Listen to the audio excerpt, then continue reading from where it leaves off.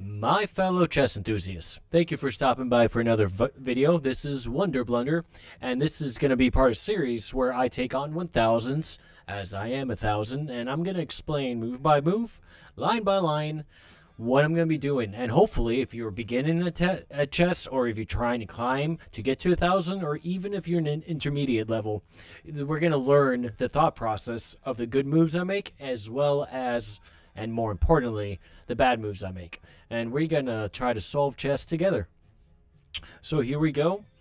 I am starting off with white. Now, if I'm able to, in spirit of October 2025 being the Halloween season, I'm going to try to pull off the Halloween gambit. If they pull it, ooh, even with this. All right.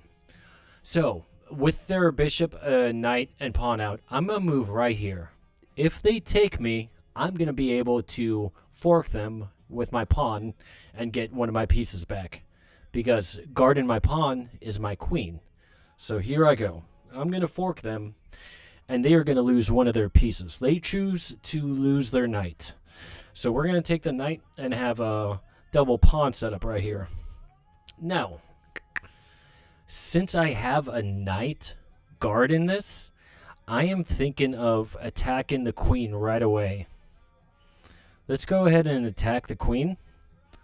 I don't have to worry about any crazy checks, and the queen will have to go back somewhere. But they don't have a lot of squares to go back to, so she's probably going to have to go back here. All right. Here we are. That is a wasted queen move, and so that's probably a good sign for an opening. We're making the queen make some wasted moves. Now from here, we just got to play some chess. I'm going to use my knight. I might fork them right here, but that's going to be a free pawn. I'm going to first guard my pawn, and then from here, see if I can fork the two pieces. Maybe develop my other bishop. I want to get my castle, my king castle soon, and then go from there. But so far, I love the position. We've got a lot of pieces out and active, and they've got all these pieces stuck inside. I'm going to go ahead and attack. I cannot attack. So, let's get this out right here. They're going to want to take the knight, and then I'm going to castle from there. Simple as that. Let me go ahead and do this. Pre-move that, and then see where we are from there. They want to battery, which doesn't make a whole lot of sense. It really doesn't, but I get it. If she can attack here, then that will take that defense away from the knight. So, what I may do, I'm going to go ahead and castle. Get my king out center. They're going to want that piece. Yeah. From here, I'm going to threaten the fork. Well, right now I can't because of the bishop. But it is a good move. It is a good position for my knight to be in. Central square, protected by the pawn. And then from here, I have no problem losing this pawn by attacking this queen. But if I can threaten this fork, that alone isn't too bad. Let's see here. What happens if I do this? They're going to have to start defending. I think that's how it would work. Let's see. Yep, they move the pawn up. Oh, no. Okay. Where's the queen going to go?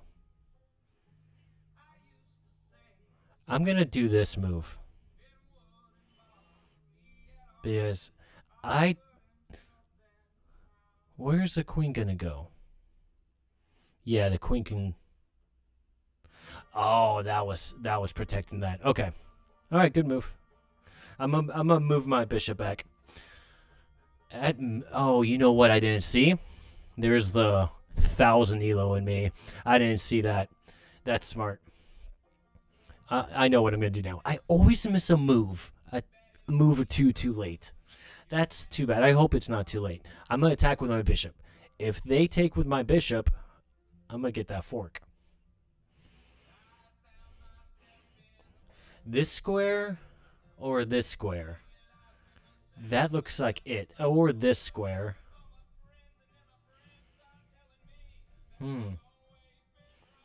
They want a queen trade. I'll do a queen trade.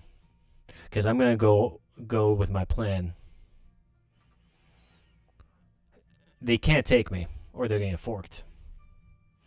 So they should take my knight.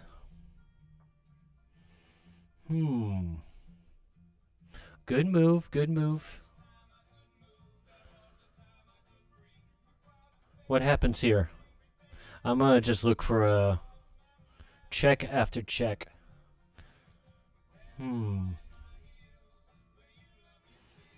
Let's see here.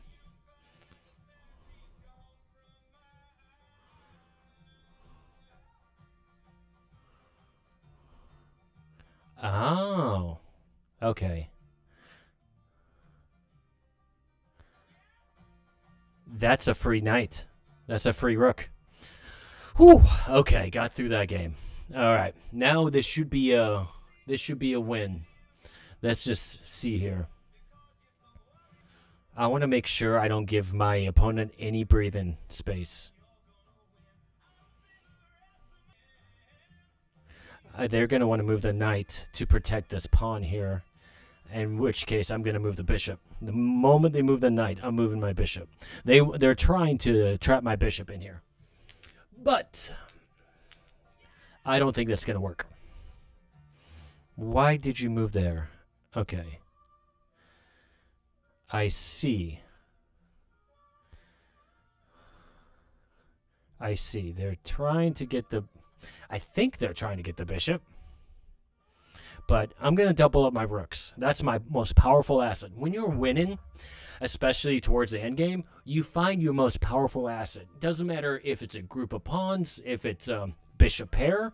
In this case, luckily, I've got the rook pair. So I'm going to double them up the moment I get a chance to, which is right now.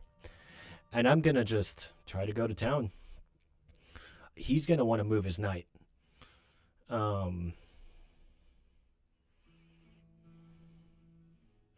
And if he tries to move his rook, I was just thinking that is a move.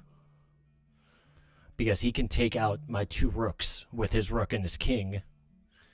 I'm going to take his rook, but then I'm going to move my... No, he can't take my two rooks. What am I saying? Silly me. This is why it's good to explain in real time. Because you can figure out a lot while you're explaining. Let's give a check. He can't take me because my rooks are doubled. I'm try to feast.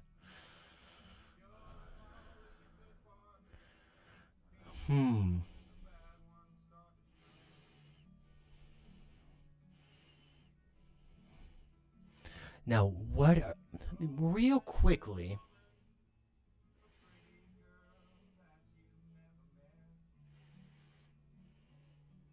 No, I don't think I have any tactics. But I'm going to go ahead and go here. Next, I'm going to come up here. I might attack this bishop. Because I got to start using my pawns as soon as possible to start attacking. And now that the queens are off the board, the king's safety is much more... It's much different. Because without a queen to attack the king on all sides, your king is much safer in general. Let's get the bishop. Ah, okay. All right, good game to my opponent, Mr. KP1403 or Miss KP1403. Wonder Blunder Chess has prevailed. Now, I want to analyze this game real quick, and let's see what I could have done better. 84%. I gotta say, man, I've been playing a lot better. I think I'm gonna get to 1100 soon. I'm not even tooting my own horn, but I'm finding consistent 15, 17, 1800, level games. So let's see here. All right, I sacrifice my knight, and remember this tactic. It's really nice. You can immediately strike in the center afterwards. Get get one of the knights or the bishop.